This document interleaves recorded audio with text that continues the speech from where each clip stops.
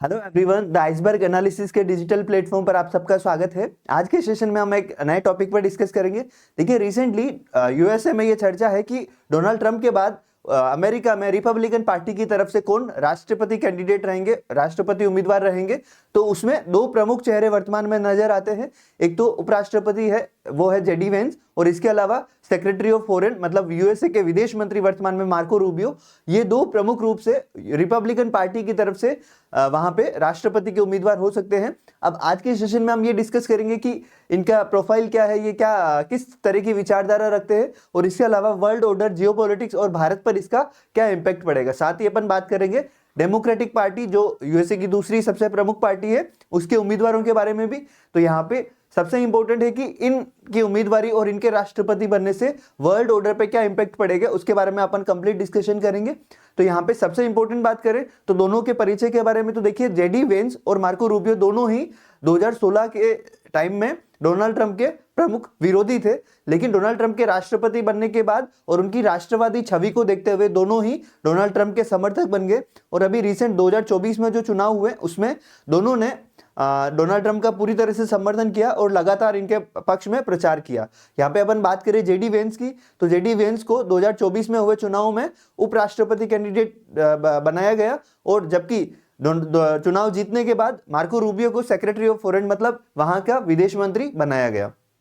तो यहाँ पे सबसे इंपॉर्टेंट चीज क्या है कि इनकी विचारधारा किस तरह की है। तो ये दोनों ही अमेरिका में राष्ट्रवादी विचारधारा, जिस तरह से भारत में नरेंद्र मोदी की आइडियोलॉजी है राष्ट्र प्रथम, नेशन फर्स्ट, उसी तरह से रिपब्लिकन पार्टी में वर्तमान में डोनाल्ड ट्रंप सबसे बड़े एक तरह से राष्ट्रवादी एक लीडर है। उसके बाद अगर जिनका स्थान आता है तो वो प्रमुख रूप से जेडी वेंस और मार्को रूबियो है। जेडी वेंस और मार्को रूबियो के बारे में अगर अपन बात करें तो एक तरह से जेडी वेंस को कट्टर राष्ट्रवादी माना जाता है। जिस तरह से भारत में योगी आदित्यनाथ की छवि है, उसी तरह से जेडी वेंस की अमेरिका में छवि है। इसके अलावा अगर अपन मार्को रूबियो के बारे में बात करें तो वह एक सौम्यवादी लीडर के रूप में पहचाने जाते हैं।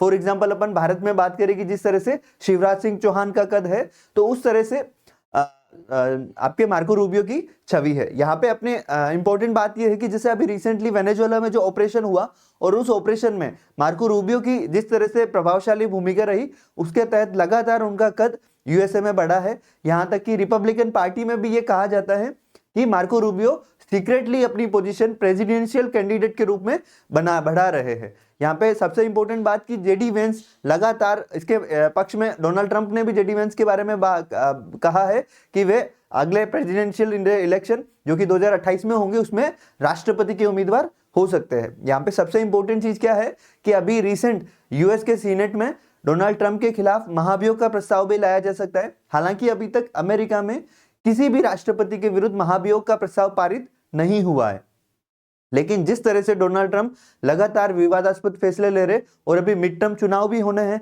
तो अगर उस मिड टर्म चुनाव में डेमोक्रेट्स को बहुमत मिलता है तो उस सिचुएशन में डोनाल्ड ट्रंप की थोड़ी पद की स्थिति में बदलाव आ सकता है, हो सकता है उन्हें हटाया जाए। लेकिन ऐसी संभावना फिलहाल बहुत कम है, क्योंकि अमेरिका में अभी तक किसी भी राष्ट्रपति को इस तरह से हटाया नहीं गया है। इसके अलावा अगर अपन बात करें वर्तमान में अमेरिका की स्थिति की, तो यहाँ पे सुप्रीम कोर्ट जो वहां का फेडरल कोर्ट है, उसका डिसीजन भी आना बाकी है टैरिफ के मुद्दे पर।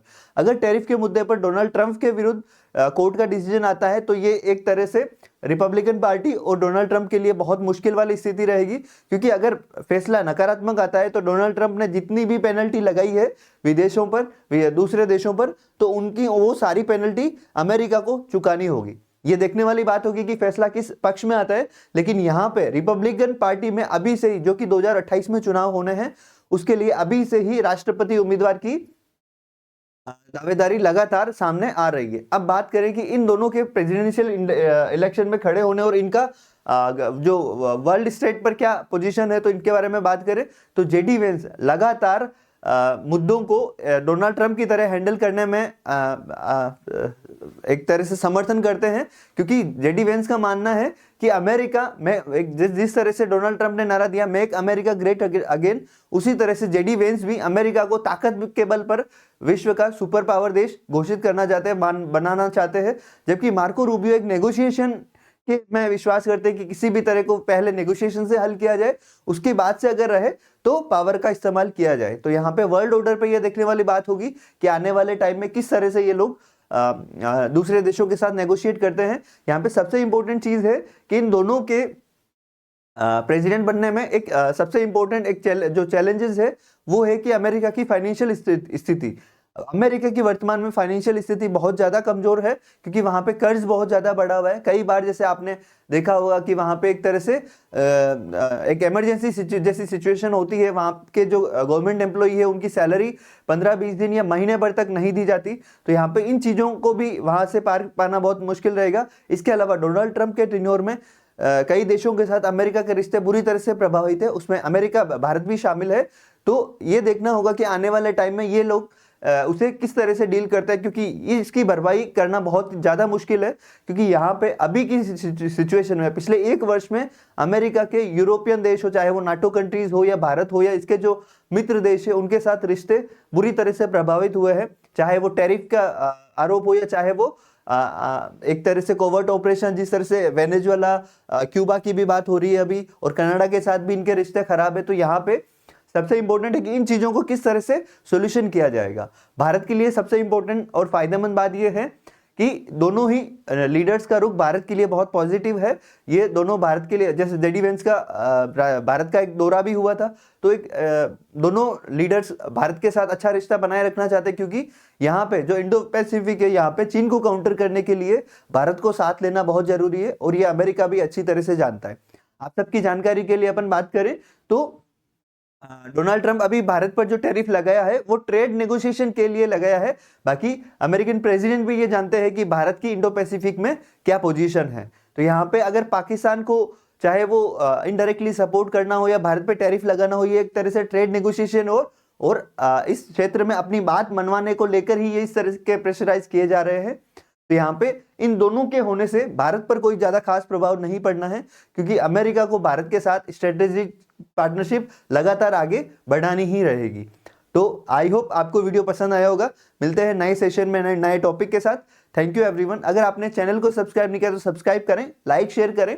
आपकी कोई भी सजेशन है तो आप सजेशन जरूर दें, ताकि हम उसके अकॉर्डिंग आपके लिए सेशन अवेलेबल करवा पाएं। Thank you everyone.